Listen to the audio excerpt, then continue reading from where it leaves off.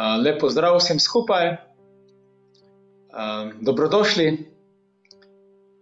Smo že drugo adventno nedeljo in verjetno v tem času je okrog nas vrvež vsega tega nakupovanja. Ljudje kar bi rekel lečejo od trgovine do trgovine, ponujajo ti ne vem kakšne popuste, kaj je treba se kupiti. Živimo pač v tej potrošniški logiki.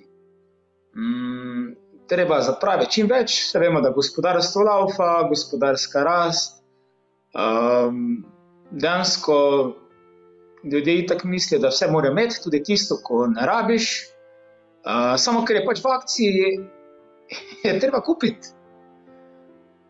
Ampak ne vem, če ste se zdaj vprašali, zakaj že? Zakaj moram vse kupiti? Pa zakaj moram vse imeti? Ne vem, čigava logika to, ali je to Jezusova logika. Zdaj, če Jezusa gledamo, Jezus je bil preprost, ok, živel pred 2000 leti in vemo, da takrat pač itak niso nič imeli, ampak se to ne pomeni danes, da ne smemo nič imeti, da se treba vsem odpovedati, ampak morda pa bi bilo pametno razmisliti, kaj pa, če bi se jaz, ne vem, nečemu odpovedal. Veste, so vse stvari dobre, vemo, hrana je dobra, ne vem, internet, vse, v osnovi so stvari dobre, televizija, in je treba kakšne stvari pogledati, ampak zdaj kristjan je tisti človek, ki se slej ko prej mora ustaviti, oziroma zdaj človek je tako bitje in se mora vprašati, zakaj? Zvete, edino bitje, ki je sposobno, bi rekel, malo pogledati svoje dejanja. Zakaj že to delam?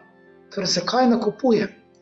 Zakaj, ne vem, moram biti vsak dan v trgovini, ali pa ne vem, sem bil pred dnevi v trgovini in ljudje imajo vozičke, gledajte, polne, verjetno še do, ne vem, do drugega Kristusovega prihoda, do sodnega dne je treba vse imeti, ker se veste,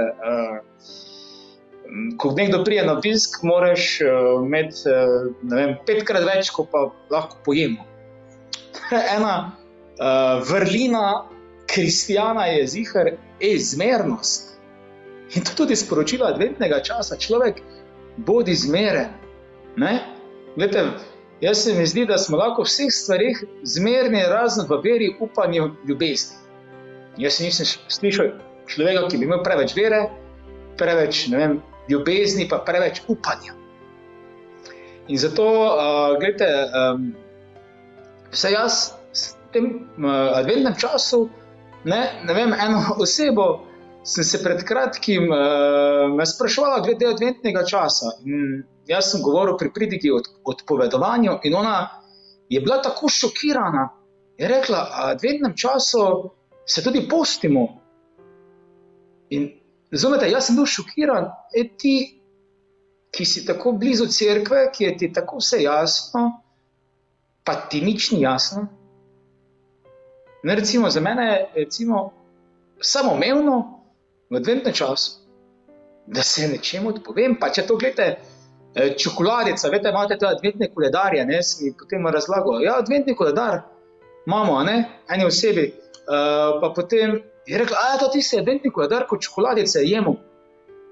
V smislu, Jezus, ki smo, to, ampak razumete, prva stvar, da se odpoveš, pa če to pomeni, odpovedal sem se, ne vem, kozarčku vina, ali pa, ne vem, zdaj jaz imam eno akcijo, pijemo v adventnem času samo vodo, pa potem čaj, torej brez kakih dodatkov, pa kavo, brez dodatkov.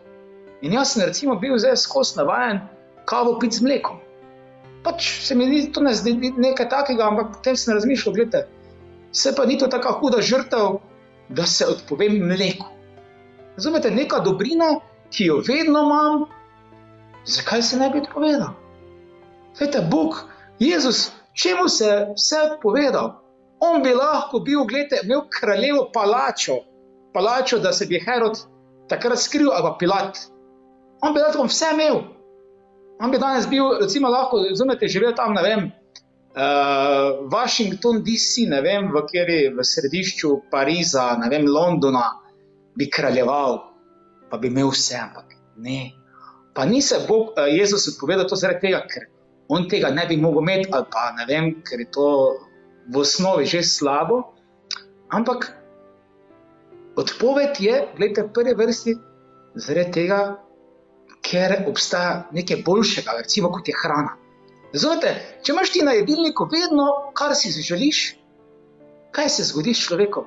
Ja, razvajen si, pol nisi sposoben, recimo pride bolezen, nisi sposoben se nečemu odpovedati.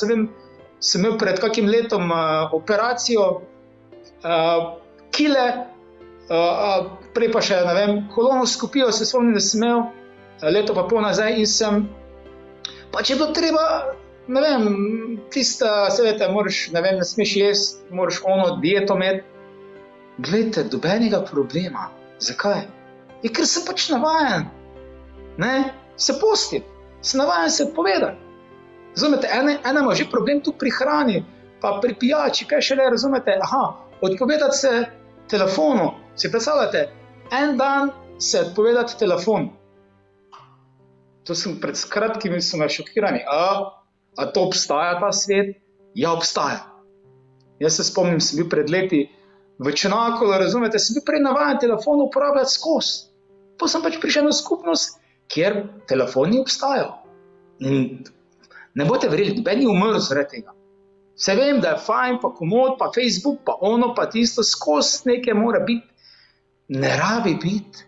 Se predstavlja, da telefon odložiš, ga daš na tiho in ga nimaš. Glej, zato, ker obstaja nekaj boljšega. In kaj je boljše? Jezus Kristus. Jezus želi biti, razumete, v središču. Ne tvoj telefon, ne tvoja televizija, ne vem kaj, razumete, ne. Glejte, človek je bitje, ni tako žival. Žival je nagonsko bitje, seveda, ima užitek, ono tisto in ona pač ne more brez tega. Sodeluje recimo poskuse na podganah, in pač je imela ta možnost stisniti na elektriko, en šok, užitek, in ta, bi rekli, podgana se je bila pripravljena odpovedati hrani, pijači, vsemu, samo da tisti užitek. Razumete? In če ne bi potem pri tem poskusu, bi rekli, odstranili te elektrike, bi podgana dejansko umrla. Razumete? Človek je lahko isti. V teh odvisnostih, ki jih imamo okrog sebe, se nam lahko sesujemo s to razliko, da človek lahko naredi premislek. Lahko se spreobrne. Razumete, spreobrni pa pomeni, da se obrnemo od starih navad. Se veste, za novo leto, ne vem, za določene, imamo obljube, ne vem, bom se odpovedal temu pa temu. Ne vemo, teh novoletnih obljub ni haska. Treba je začeti torej spreobrniti. Grško pomeni metanoja, pomeni misli, beseda, dejavnost, totalno se spreobrniti za 180 stopinj. Če sem prej gledal levo, bom začel gledati desno. Pomeni v središče postaviti Kristusa. Ne? Jezus zelo jasno pove, gledajte, iščite najprej Božje kraljestvo in njegovo pravičnost in vse ostalo vam bo navršeno. Ne? Torej, iskati Kristusa. To razumete, ko se nam zdi vse skupaj brez veze, pa nima smisla, pa ono, glej, zdaj je idealen čas, da se človek torej ustavi, da se pove stvarim, ki jih ne rabi in gledati, a res to rabim? Razumete, ali rabim res, ne vem, vse kupiti? Ali lahko rečem, glej, ne rabim. Lahko pač kako stvar imam manj, pa sem hvaležen za tisto, kar imam, razumete? Ne vem, kdaj ste se nazadnje ozrli, ne okrog, narava, zdaj včasih samo, če gleda snežinke, kako padajo, ali pa gledajte, niti 2 snežinki nista isti. Gledajte, kaj je Bog naredil za tebe. Torej, gledajte, preprostost in samo, gledaj, Jezus, hvala ti. Hvala ti, da me imaš rad. Hvala ti za ljudi krok mene. Hvala ti, ker si vedno dober. Znamete, če pa človek razvajan, pa ne zna nič več ceniti, ima vse skupaj brez zveze, in če mu daš darilo, bo rekel, a to si mi kupil. Znamete, ker je brez zveze vse na koncu. Nima dobenega pomena. Bog pa, gledajte, pa nas torej izziva, dajmo mu odpreti srca, dajmo se prepustiti, zato te, Gospod, prosim, da se dotakneš naših src, naših življenj, da bi znali ceniti vse, kar imamo, da bi tudi v tem času se znali kakšne stvari odpovedati. Povabim, gledajte, ta teden, dajte se odpovedati eni stvari. Ne? Ali pa, ne vem, vsak dan, en dan, ne vem, malo, ali pa uro brez telefona, pol pa, ne vem, uro brez Facebooka, eno uro brez, ne vem, drugi dan, kaj pa jaz vem, brez kakšne hrane, ki vam je dragocena. Razumete, pač zrno na zrno pogača, kamen na kamen palača.